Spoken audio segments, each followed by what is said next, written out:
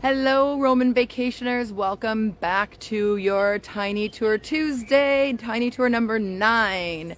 We are coming to you from the Via Appia, the Appian Way, the oldest road in Rome. This is out in the park area.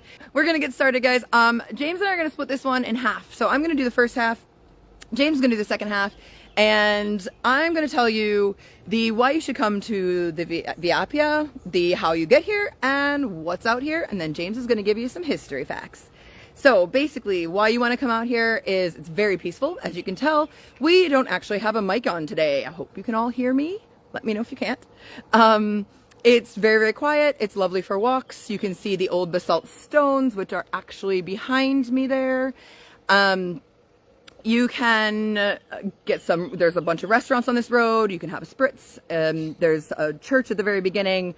There's historical sites and archaeological digs throughout. And if you keep going way back, I'm bad at pointing, that way, to where you think you shouldn't go anymore because these basalt rocks do kind of stop at some point, you want to keep on going, and then eventually these walls that you see on either side of us, they get lower and you can see out, and you can see the aqueducts, you can see the fields, you can see the Roman tombs, because this whole area used to be an acropolis.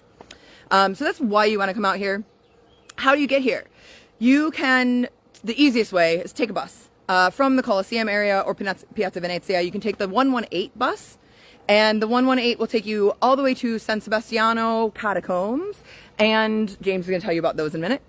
And so you want to get off at the San Sebastiano and you'll have the shortest walk through these sites.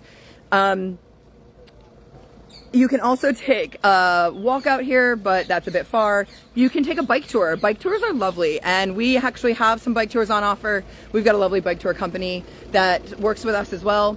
And you can also take a taxi, but I wouldn't. It's kind of tough to get back on a taxi.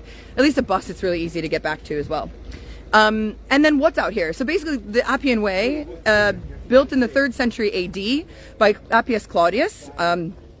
This road was at the time the longest road in the world, and it was stretching all the way from Rome to Brindisi, and it was about 400 miles long. In the 1st century BC, you had Spartacus rebellion happening, and Marcus Crassus actually crucified all of the slaves that lost that rebellion along this road from here to Capua. That said, we're getting into history stuff, and I'm going to pass you on to James. So enjoy seeing some of the sites as James tells you about them. Hi guys, how you doing? Essentially, this is actually one of the most important sites in the entire city, as well as being just absolutely beautiful in its own right. The Appian Way, when it was constructed, it really was the main highway, not only for Rome, but the entire actual peninsula of Italy. And therefore it had enormous amounts of things built up on it the entire way throughout. As you get to sort of, as the Romans would say, mile 1, which is more equivalent to a kilometre 1 nowadays, you start seeing the first big monuments, and we have the catacombs of St. Callisto, St. Calixtus in English. He actually started building them and would later become a saint after his actual death. Though unfortunately he's not entombed there. They're by far the largest catacombs in the entire city. And essentially there are about 15 hectares of actual area underneath, all going down 5 stories of Christians who weren't allowed to be buried inside the actual city, and instead had to come outside the actual city walls. And some estimate there are as much as 500,000 bodies inside.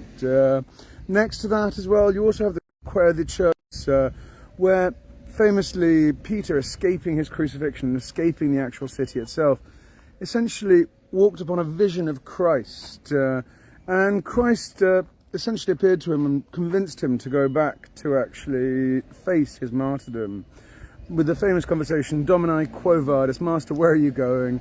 And he just simply told him, I'm going to get crucified again. Peter got the hint and went back and enjoyed his own crucifixion. A little bit further down, you have the Catacombs of Saint Sebastian as well. Slightly smaller. When I say smaller, there's still 15 kilometers of actual underground tunnels there as well. But they're much more elaborately decorated. And you can actually see Saint Sebastian's remains there as well, though they were removed for a short amount of time. After that, about another kilometer further down, we actually find the first real major ancient Roman sites there, with the house of Maxentius, the Roman emperor, who essentially was the last proper pagan emperor of Rome here, as Constantine, his follower, actually decided to legalize Christianity, making it one of the origins of the actual city. And unfortunately, his son died in 309 AD, so his house was basically surrounding a large mausoleum to his son called Romulus. And next to it, there's also the large circus area of well, the Circus of Maxentius, the second largest circus in the entire city. And there stood one of the largest and most important obelisks that we have in the entire city, the obelisk of Ramses II, which can now be found in Piazza Navona, on top of the wonderful fountain of the Four Rivers. A little bit further down, on the third mile, as they said, or the third kilometre, you have what you see here behind me, which is the mausoleum of Cecilia Metella. And Cecilia Metella, she was one of the most important Roman matrons of the time. She was the wife, well, she's the stepdaughter of Crassus, who you heard about beforehand, who beat Spartacus and crucified 6,000 people along this road. But her husband actually did, well, fight for Julius Caesar himself. So she was a bit of both sides there, really. And she's entombed in this wonderful mausoleum that you see here, that's now commonly called Capo di Bove, because of the wonderful inscriptions that show heads of bulls all the way around it.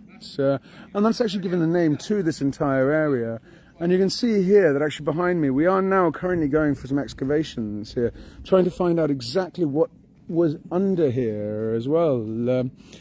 And on top of the tomb of Cecilia Metella, we have actually now a 13th century fortress here as well. So the entire area was walled up and made to a little town. A little bit further down on our right hand side, we also have wonderful bathhouse of Herodotus Attius, who was actually a Greek, actually, but he moved out here and he was a member of the Roman Senate itself, famous for teaching the likes of, well, Marcus Aurelius for one. And the bathhouse was a thermal bathhouse, a hot and cold bath. It's wonderful to see a privately owned one there, and how small and how compact it really was. As you further go down, we have a lot of tombs and mausoleums there of incredible people. Pompey the Great has his mausoleum on this road here. And we've also got a few lovely villas that one can walk around, as well as the Park of the Aqueducts a little bit further down, where you can see how some of the amazing aqueducts actually really did run throughout. And it is one of the best cycles in the entire world, as well as actually one of the most pretty parts of the countryside I can possibly imagine. That said, I really hope to see you guys down here again. And for now, I'm going to pass you guys back to Angela here. Thank you, James. All right, guys. Well, we're going to wrap up, and we hope you enjoyed this little tiny tour of the Appian Way and got a little bit of peaceful serenity going on for your tiny tours. We're going to be back in the city in 2 weeks, and tune in for tiny tour number 10, which we will make you wait, full of suspense. Sorry. We will make you wait and build the suspense and tell you where we're going to be in a day or two in 2 weeks. So until then, everybody have a great day. See you later.